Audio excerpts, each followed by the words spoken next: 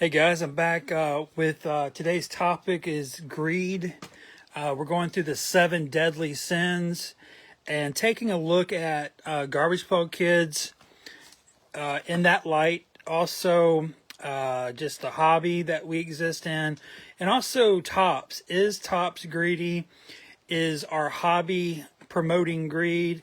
And are you greedy? Am I greedy? So we'll take a look at that or talk about that. Also, I have nothing really going on GPK wise. So I'm going to finish up this box. We never finished the tier 0 box. We had stopped here before, and so I'll take you into this part. Actually, that's in the wrong place. All right. Yeah, so anyway, so we already talked about gluttony and lust. Gluttony is very apparent in Garbage Pail Kids, but man, today's greed. I mean, I think we can all agree that greed it's probably a problem in our hobby. That's like it's an actual real problem in our hobby. So when you talk about greed, you're talking about the excessive, gathering of materials. To me, gluttony is more about self-control, but greed is more about just acquiring so much stuff. And I think with Garbage Pail Kids, that's what we're all doing here. I have problems with hoarding. I have, major hoarding issues. I'll buy the same stuff over and over again. I've got way too much stuff. And so I'm definitely a greedy person. So looking at around the hobby, I'll tell you one example of greed that is very apparent. And that is like with Sapphire, how people, like when Sapphire is released, people will just trample over other collectors to get it. You'll see price gouging. You'll see all this, like people lose their dignity to some degree because of their greed. And so that's definitely a clue that there's greed taking place, is when people are behaving in godly ways. I mean, when materials are around, we're like fighting over these materials. So yeah, so that's what we're talking about. I'm going to show you the rest of this box while we talk about greed. And yeah, so I mean, I had to basically kill people to get this stuff. I'm probably the most greedy person ever in the hobby. So yeah, I'm not a hypocrite. I'll fucking admit it right now. I've always known I was greedy. That's one big reason I'm getting out, because I'm almost 50 years old. It's time to stop being a fucking loser douchebag and like become a man. You know what I'm saying? Like I'm a little tired of it anyway. But yeah, and plus I have everything. You know what I mean? Like I have every fucking thing. Like how much fucking more do I have to buy? So anyway, I was gonna take you through the rest of this box. These are some of the greatest candy items. They're like kind of like rarest candy items. So this is from 1985. This was made the year Garbage Pail Kids came out. But this is obviously a foot. It used to have candy. This is so rare, we don't even know the name of the candy product, but it was made by Albert's. These are from 1984. These are Masters of the Universe gummy character candies. Fucking incredible. Now, these are from Scotland. In America, they did not give a Master of the Universe license to any American companies. The people that got the license were in Europe. And so a company in Scotland won the candy license, and that's why these were made in Scotland. But anyway, very cool. I've got more of those. In fact, I just realized I didn't even know this was a double. That's how greedy I am. Yeah, so greed is also sort of like, it's like you're always preparing for the future, right? So I notice a lot in Garbage Pail Kids, people are constantly like investing, like they're constantly just like rationalizing their spending, impulse spending, by calling it investing. I think that's how they sleep at night. But they're just buying so much fucking stuff to, I guess, prepare for the future. But that's another sign that you're just a greedy bastard. These are cool. This is a 1984 Topps Smurf Rocks bubblegum. This is my favorite one because of Smurfette. I used to have a crush on her, even though I know she's not real. Here's a 1981 Don Russ Combat Rations. Fun fact: the two owners of Donruss were in Vietnam, and they started a candy company after they got out of Vietnam, or a gum company. Sorry, Donruss, and that's why this is camo. They were in Vietnam. You guys might remember Topps Labyrinth bubble gum. I've got the whole set. You know, there's different ones because on the back there's David Bowie, also known as Jareth. Here's Sir Didymus. I think I said that wrong. Fiery. Ludo. Remember Ludo from Labyrinth? You know, he had his own bubble gum. And last one is Hoggle. I love these. Again, they're by Topps. Let's see, Labyrinth came out, I believe it was 1986. I remember it was really cold. My mom and her best friend at the time, a lady from work, we went to go see Labyrinth in the movie theater. I definitely remember the movie, but I just remember it being cold. It's strange how your mind works, or how my mind works. Anyway, this is a Masters of the Universe bubble gum, Tila.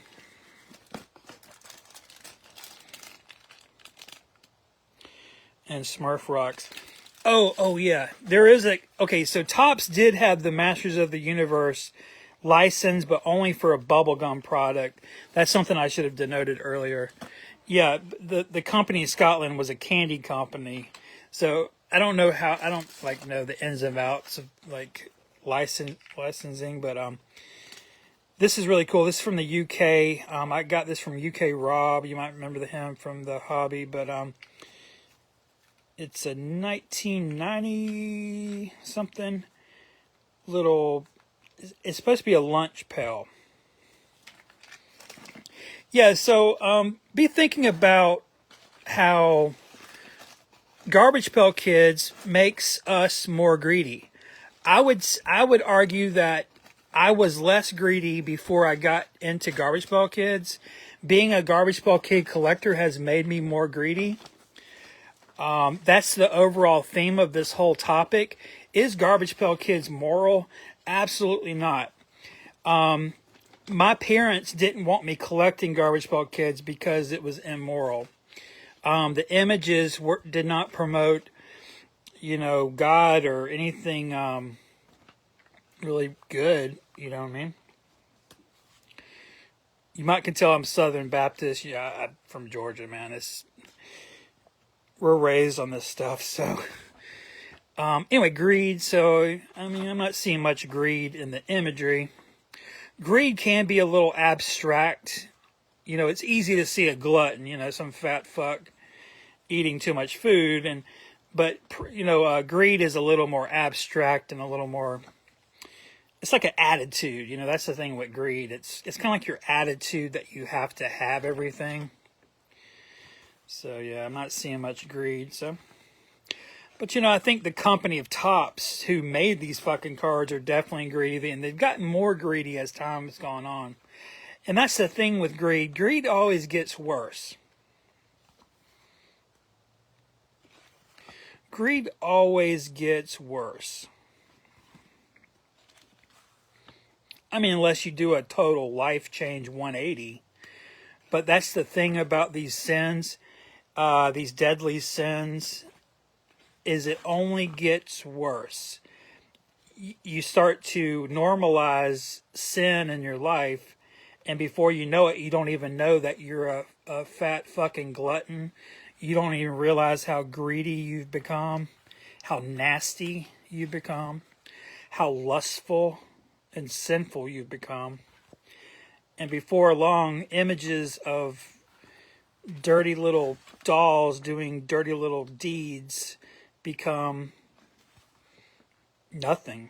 You're just numb to it. But show this to someone who's never seen a Garbage Pail Kid, they'll be like, what the fuck? These are shocking, right? But we've gotten so just used to it. We've bought into this culture at such a level that we've become Garbage Pail Kids. And I'm arguing that's not a good thing. Especially at age 50, I don't think it's a good thing. I don't want to be Rob Slob.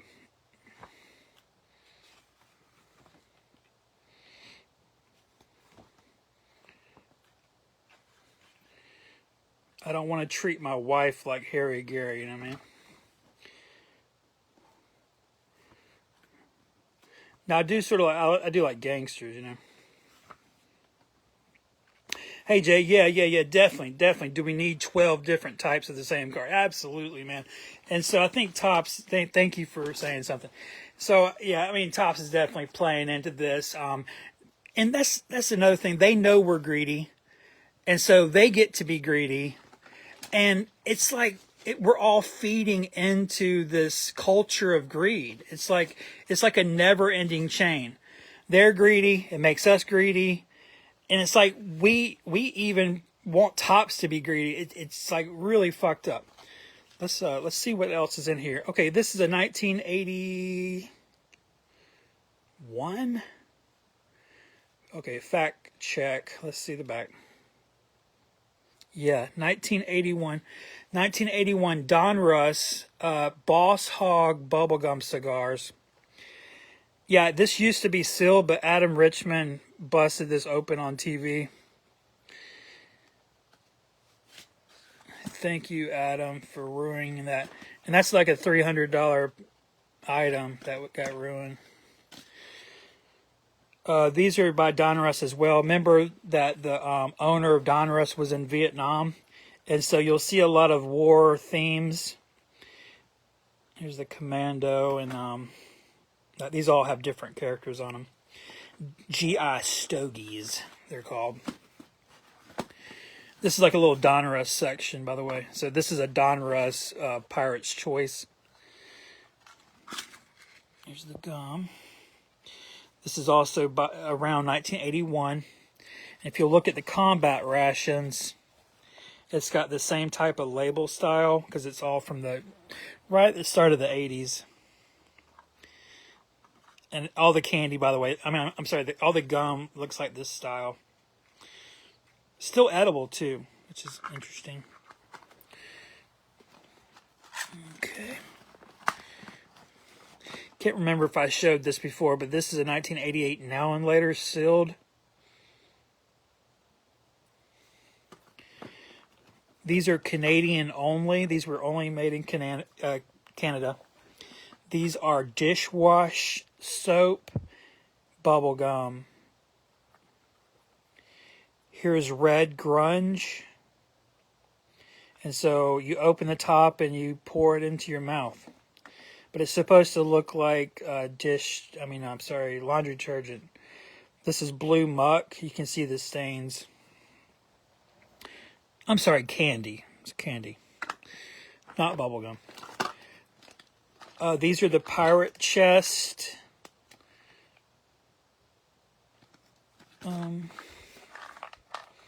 Candies. You might remember those.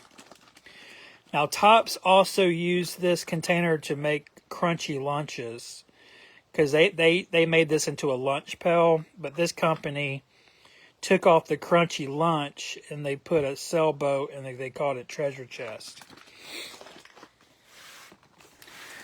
These are from Spain. These are, soccer. This is the World Cup trophy candy container. This is the 1990 version because the World Cup was in 1990. and this is the 1986, and they're two different sizes. I don't know if you can see that. And they're two different colors. Yeah, this was the year Maradona won for Argentina, 1986, I believe. The Hand of God, I believe, was the name of the match. This is a bowling pin candy, extremely obscure, has no value. Okay, zero value.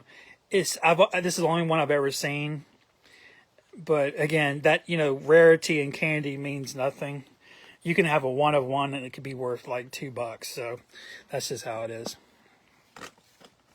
Because the candy world isn't as greedy as the Garbage Pail Kid world. It's not as a big of a market as candy, old candy. So the greed hasn't infused in this like it has with Garbage Pail Kids. So that's another example. I mean, you're looking at a UK only Michael Jackson disco candy that should be worth $300. It's only worth maybe $25 because of, the market of candy is not as greedy as the market of Garbage Pail Kids. These are 1950s Planter peanut containers. Now, the peanuts were covered with candy, like a candy coated, and they were put in these novelty plastic. These are plastic. And this is the rarest one. It's the clear trans one. But yeah, I have all the colors here.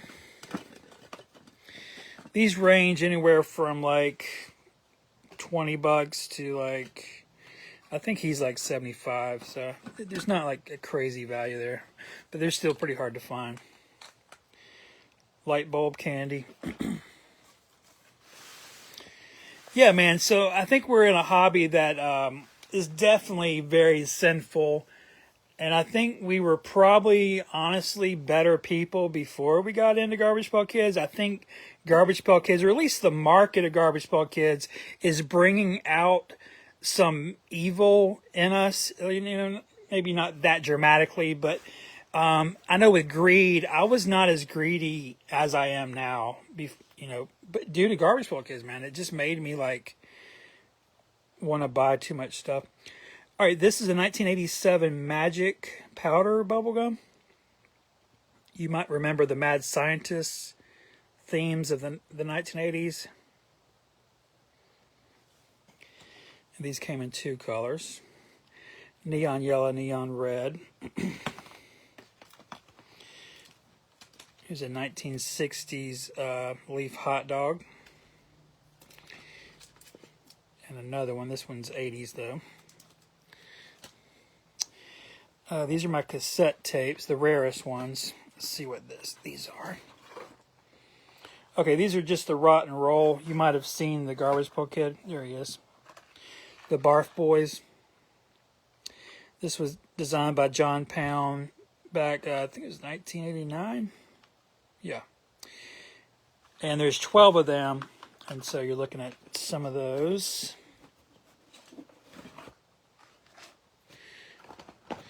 They're pretty stuffed in there. But I also have these really cool rap and rock ones that I'm trying to get to. Here we go. Yeah, these are really cool. Did you know they made a Run DMC bubblegum? And these would be 1991 tops.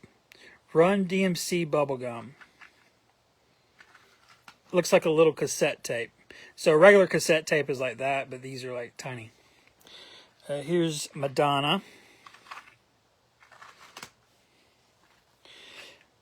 Tone Loc. I had to keep that one. Here's another Madonna. Bobby Brown bubblegum tops, 91. And I had to keep this one, LL Cool J. Okay, here's another Madonna. And then the rest are the Rock and Roll ones. All right. Let's see what else is in here. Almost done. Okay, so this is falling apart. This is a Slime Slurps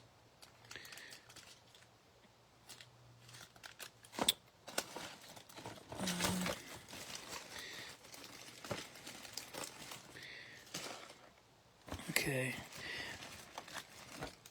These are Ghostbusters. See how it looks like a little ghost? This is the whole set. I don't think I want to pull all these out, but yeah, they're like different characters. Oh, here's some more Masters of the Universe.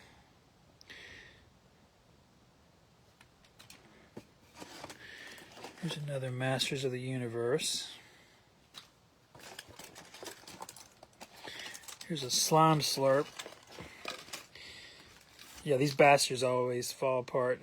Look at that. That is so gnarly. God. Yeah, I don't want to mess with these too much. Oh, here's a Slime Slurp. Yeah, I love the Slime Slurps. Because they're gross and weird.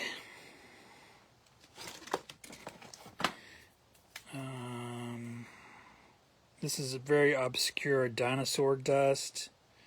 Just a weird...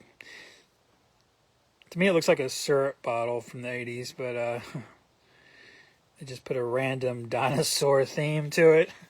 Just to attract, I guess, boys or something.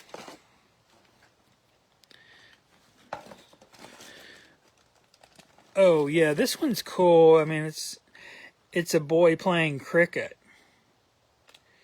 Isn't that cool? Because, you know, that's a sport we don't have here in the States.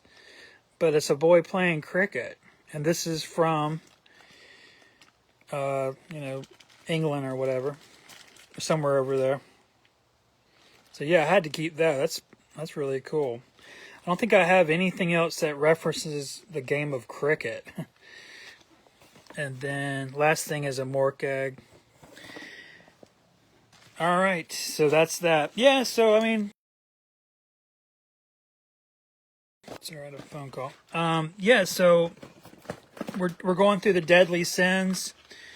I think greed it's so fucking obvious that it's almost like I don't even really know what to say, because I mean I kind of feel like the whole hobby is just based on greed. Like it's just that's what we're doing, isn't it?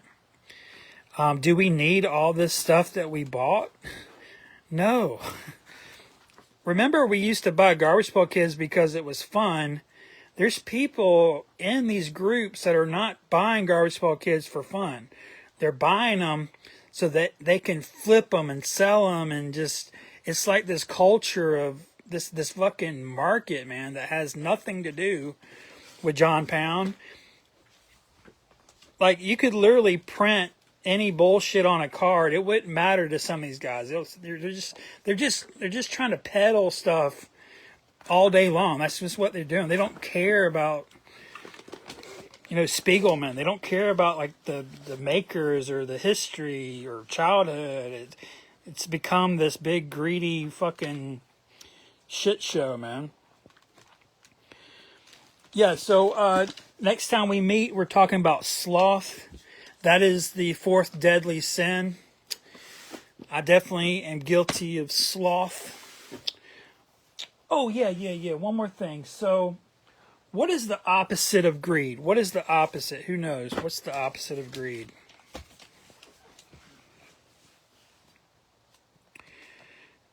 How can you fix it? How can you cure greed? Charity. So, if you want to cure your greediness, if you're getting to the end of your collecting journey like I am, if you're quitting in 3 weeks like I am, how you want to cure yourself and start, you know, breaking this back down and getting back to normal, charity is the way to cure the greediness bit. So, charity, if you didn't know, is giving back. It's taking the focus off you and focusing on other people. So instead of like gathering and all for you like a big fucking greedy motherfucker, it's giving back somehow. And you can give back other ways. It doesn't have to be always just like money and materials. I think that's another trap, you know, because I said that yesterday. You know, everyone wants to say, well, why don't you give me your stuff? You know, you want to be a good person, then give me all your stuff. Well, that's like one sinner giving another sinner more sin. Like it's like one glutton giving another glutton a bunch of food. It's just a cycle, man. So I wouldn't be a good person if I just started giving you all my stuff, man.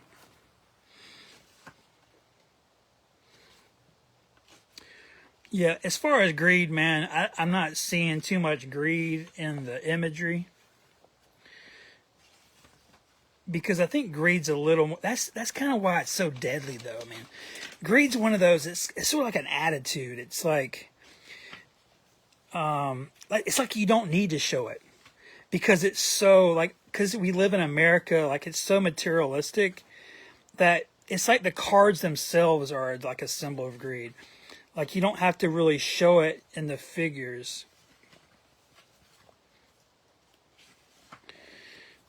Let's get back. I'm always in the front of this book. Let's get in the fucking back here. Yeah, there's a glutton for you. Look at Elvis was such a glutton, wasn't he? All his drug use, all the women, man. What a fucking glutton. Very sinful. Very garbage pail kids, isn't he? Elvis was such a garbage pail kid.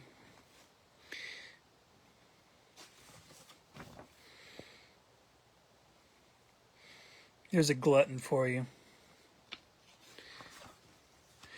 Yeah, gluttony's easy to find in garbage pail kids.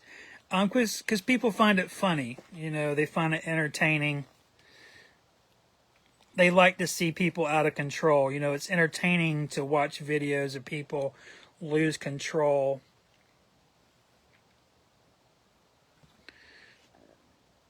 But greed is a much deeper, more infused sin that is not always on the surface.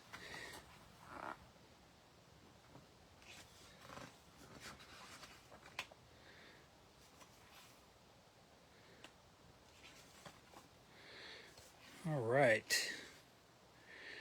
I don't see much greed here. There's a little bit of greed here, right? Furry Murray. I mean, she killed an animal to make herself more beautiful. You know, that's vanity too. Being overly concerned with your own appearance. But I don't believe vanity is one of the cardinal sins. Now, there's some lust for you, right?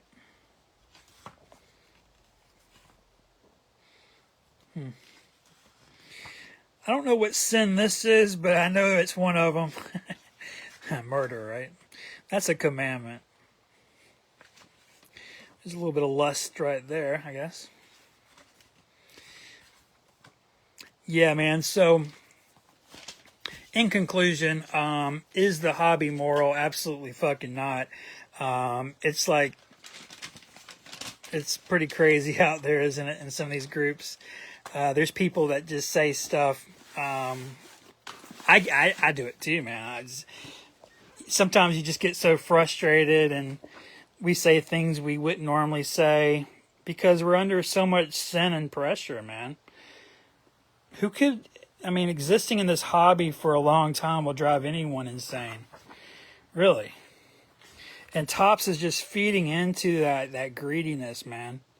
They're just pumping more product, throwing it in our face, making multiples of the same card constantly, raising prices, man, feeding into this big, just this death culture, really. But it didn't start that way. I don't think it started that way at all. Not from the stories I read. The story I read, Garbage Pail Kids, Topps tried to get the Cabbage Patch Kids license. They were going to do a card series of Cabbage Patch Kids, but for whatever reason, I can't remember exactly why, they didn't do it. And so they decided instead to just do a funny Cabbage Patch Kid, like a parody of it, which is something they're used to because they had wacky packages going on. And they had the same kind of artists around who were used to making gags and stuff. And so it started that innocently. And John Pound, you know, he wasn't quite as sadistic as Martin Newgarden. You know, Martin Newgarden, his ideas are very sadistic. Spiegelman too. Their ideas are very sadistic. I've seen the sketch art for some of that stuff, and it's pretty devastating what they were proposing. But you know, John Pound, he even talks about he pulled back, he pulled punches, man. You know, when he made these characters, he didn't make them like as gruesome as they were supposed to be. He held back, and he tried to make them lovable. He gave them some morality. You know, I think had some of these guys had done the art, this would have been a much darker. You know, Garbage Pail Kids would have been way darker, like if it was left up to other people to design. Even Thomas Bunk, who I love, you know, I think a Thomas Bunk series would be much darker than a John Pound. That's my point. In other words, more sinful.